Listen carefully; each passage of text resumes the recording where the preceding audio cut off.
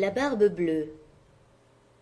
Il était une fois un homme qui avait de belles maisons à la ville et à la campagne, de la vaisselle d'or et d'argent, des meubles en broderie et des carrosses tout dorés.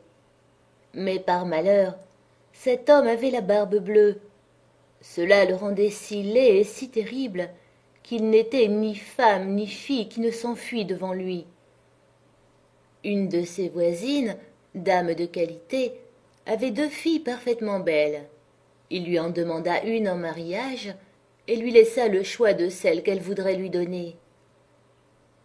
Elle n'en voulait point toutes 2 et se le renvoyait l'une à l'autre, ne pouvant se résoudre à prendre un homme qui eût la barbe bleue.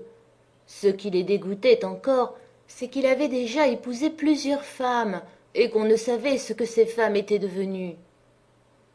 La barbe bleue, pour faire connaissance, les mena avec leur mère et 3 ou 4 de leurs meilleurs amis et quelques jeunes gens du voisinage à une de ces maisons de campagne où on demeura 8 jours entiers. Ce n'était que promenades, que parties de chasse et de pêche, que danses et festins, que collations. On ne dormait point et on passait toute la nuit à se faire des malices les uns aux autres. Enfin tout alla si bien que la cadette commença à trouver que le maître du logis n'avait plus la barbe si bleue et que c'était un fort honnête homme. Dès qu'on fut de retour à la ville, le mariage se conclut.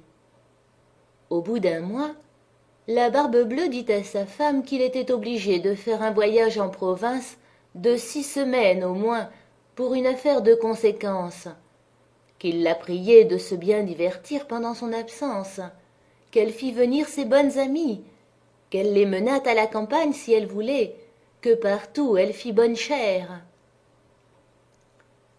Voilà, dit-il, les clés des 2 grands garde-meubles. Voilà celle de la vaisselle d'or et d'argent, qui ne sert pas tous les jours. Voilà celle de mes coffres forts, où est mon or et mon argent.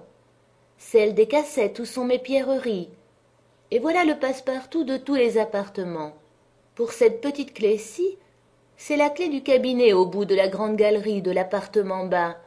Ouvrez tout, allez partout. Mais pour ce petit cabinet, je vous défends d'y entrer, et je vous le défends de telle sorte que s'il vous arrive de l'ouvrir, il n'y a rien que vous ne deviez attendre de ma colère. Elle promit d'observer exactement tout ce qui lui venait d'être ordonné, et lui, après l'avoir embrassée, monta dans son carrosse et partit pour son voyage.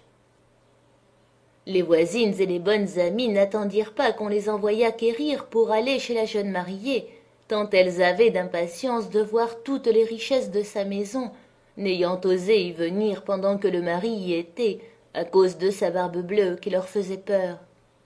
Les voilà aussitôt à parcourir les chambres, les cabinets, les garde-robes, toutes plus belles et plus riches les unes que les autres. Elles montèrent ensuite au garde-meubles, où elles ne pouvaient assez admirer le nombre et la beauté des tapisseries, des lits, des sofas, des cabinets, des guéridons, des tables et des miroirs où l'on se voyait depuis les pieds jusqu'à la tête, et dont les bordures, les unes de glace, les autres d'argent et de vermeil doré, étaient les plus belles et les plus magnifiques qu'on eût jamais vues. Elles ne cessaient d'exagérer et d'envier le bonheur de leur amie, qui cependant ne se divertissait point à voir toutes ces richesses, à cause de l'impatience qu'elle avait d'aller ouvrir le cabinet de l'appartement bas. Elle fut si pressée de sa curiosité que, sans considérer qu'il était malhonnête de quitter sa compagnie, elle y descendit par un petit escalier dérobé, et avec tant de précipitation qu'elle pensa se rompre le cou 2 ou 3 fois. Étant arrivée à la porte du cabinet, elle s'y arrêta quelque temps, songeant à la défense que son mari lui avait faite, et considérant qu'il pourrait lui arriver malheur d'avoir été désobéissante. Mais la tentation était si forte qu'elle ne put la surmonter. Elle prit donc la petite clé et ouvrit en tremblant la porte du cabinet. D'abord, elle ne vit rien, parce que les fenêtres étaient fermées. Après quelques moments, elle commença à voir que le plancher était tout couvert de sang caillé, et que dans ce sang se miraient les corps de plusieurs femmes mortes et attachées le long des murs.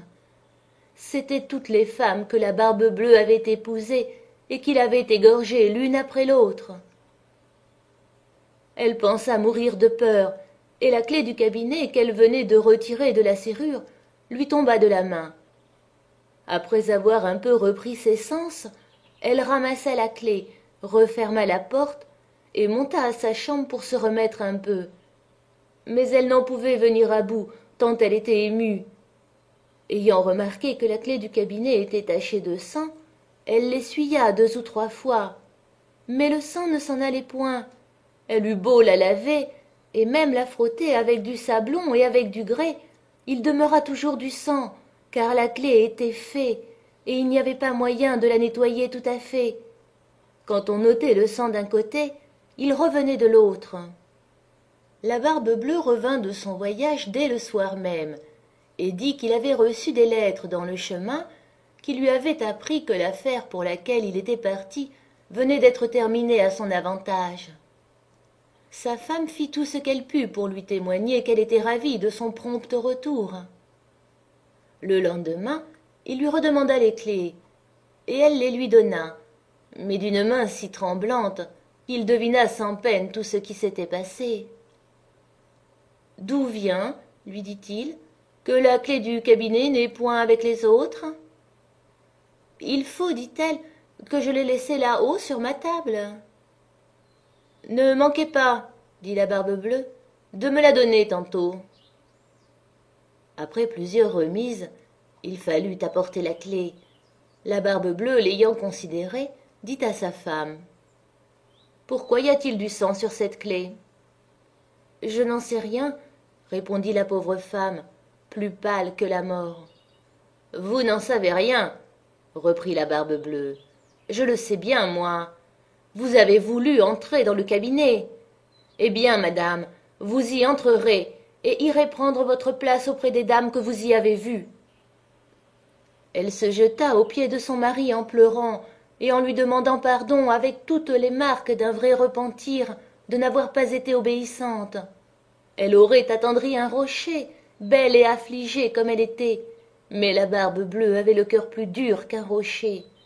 « Il faut mourir, madame, lui dit-il, et tout à l'heure. »« Puisqu'il faut mourir, répondit-elle en le regardant les yeux baignés de larmes, donnez-moi un peu de temps pour prier Dieu. »« Je vous donne un demi-quart d'heure, reprit la Barbe-Bleue, mais pas un moment davantage. » Lorsqu'elle fut seule, elle appela sa sœur et lui dit: « Ma sœur Anne, car elle s'appelait ainsi, monte, je te prie, sur le haut de la tour pour voir si mes frères ne reviennent point. Ils m'ont promis qu'ils me viendraient voir aujourd'hui, et si tu les vois, fais-leur signe de se hâter. » La sœur Anne monta sur le haut de la tour, et la pauvre affligée lui criait de temps en temps: « Anne, ma sœur Anne, ne vois-tu rien venir ?» Et la sœur Anne lui répondait: « Je ne vois rien que le soleil qui poudroie et l'herbe qui verdoie. » Cependant la Barbe-Bleue, tenant un grand coutelas à sa main, criait de toute sa force à sa femme: « Descends vite, ou je monterai là-haut. »« Encore un moment, s'il vous plaît, » lui répondait sa femme. Et aussitôt elle criait tout bas: « Anne, ma sœur Anne, ne vois-tu rien venir ?» Et la sœur Anne répondait: « Je ne vois rien que le soleil qui poudroie et l'herbe qui verdoie. »« Descends donc vite, » criait Barbe-Bleue, « ou je monterai là-haut. »« Je m'en vais, » répondait la femme, et puis elle criait: « Anne, ma sœur Anne, ne vois-tu rien venir ?»« Je vois, » répondit la sœur Anne, « une grosse poussière qui vient de ce côté-ci. Sont-ce mes frères ?»« Hélas, non, ma sœur, c'est un troupeau de moutons. »« Ne veux-tu pas descendre ?» criait la Barbe-Bleue. « Encore un moment, » répondait sa femme, et puis elle criait: « Anne, ma sœur Anne, ne vois-tu rien venir ?»« Je vois, répondit-elle, 2 cavaliers qui viennent de ce côté, mais ils sont bien loin encore. »« Dieu soit loué, s'écria-t-elle un moment après, ce sont mes frères, je leur fais signe tant que je puis de se hâter. » La Barbe-Bleue se mit à crier si fort que toute la maison en trembla. La pauvre femme descendit et alla se jeter à ses pieds tout épleurée et tout échevelée. « Cela ne sert à rien, » dit la Barbe-Bleue. « Il faut mourir. » Puis, la prenant d'une main par les cheveux et de l'autre levant le coutelas en l'air, il allait lui abattre la tête. La pauvre femme, se tournant vers lui et le regardant avec des yeux mourants, le pria de lui donner un petit moment pour se recueillir. « Non, non, dit-il, recommande-toi bien à Dieu. » Et levant son bras, dans ce moment, on heurta si fort à la porte que la Barbe-Bleue s'arrêta tout court. On l'ouvrit, et aussitôt on vit entrer 2 cavaliers qui, mettant l'épée à la main, coururent droit à la Barbe-Bleue. Il reconnut que c'étaient les frères de sa femme, l'un dragon et l'autre mousquetaire, de sorte qu'il s'enfuit aussitôt pour se sauver. Mais les 2 frères le poursuivirent de si près qu'ils l'attrapèrent avant qu'il pût gagner le perron. Ils lui passèrent leur épée au travers du corps et le laissèrent mort. La pauvre femme était presque aussi morte que son mari et n'avait pas la force de se lever pour embrasser ses frères. Il se trouva que la Barbe-Bleue n'avait point d'héritier et qu'ainsi sa femme demeura maîtresse de tous ses biens. Elle en employa une partie à marier sa sœur Anne avec un jeune gentilhomme dont elle était aimée depuis longtemps, une autre partie à acheter des charges de capitaine à ses 2 frères, et le reste à se marier elle-même à un fort honnête homme qui lui fit oublier le mauvais temps qu'elle avait passé avec la Barbe-Bleue.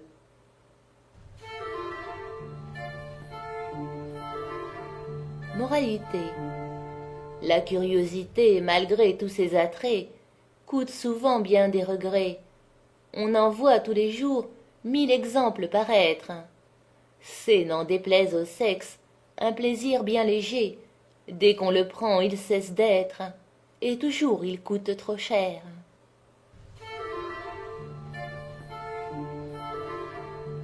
Autre moralité. Pour peu qu'on ait l'esprit sensé, et que du monde on sache le grimoire, on voit bientôt que cette histoire est un conte du temps passé. Il n'est plus d'époux si terrible, ni qui demande l'impossible, fût-il malcontent et jaloux. Près de sa femme on le voit filer doux, et de quelle couleur que sa barbe puisse être, on a peine à juger qui des 2 est le maître.